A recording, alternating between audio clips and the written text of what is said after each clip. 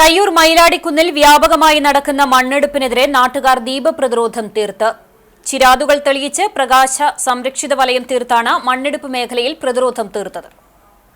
ഇവിടെ നമുക്ക് ആരോടും പ്രതികാരമോ ഒരാളോടും മറ്റൊരു വൈരാഗ്യമോ ഇല്ല.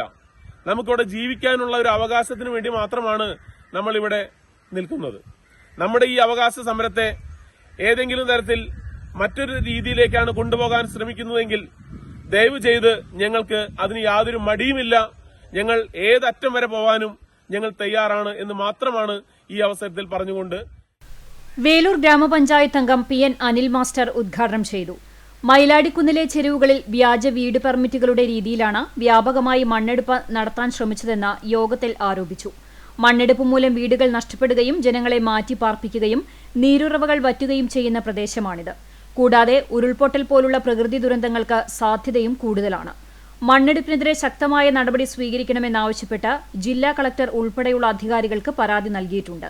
പ്രതിഷേധത്തിന്റെ ഭാഗമായി പ്രദേശവാസികൾ ചിരാതുകൾ തെളിയിച്ച് സംരക്ഷിത പ്രകാശവലയം തീർത്ത മണ്ണെടുപ്പ് നടത്തുന്ന സ്ഥലങ്ങളിലേക്ക് വാഹനങ്ങൾ പ്രവേശിക്കുന്നത് തടഞ്ഞു. ജനകീയ പ്രതിരോധ സമിതി കൺവീനർ ജയൻ കുന്നത്തുപുര അധ്യക്ഷനായി.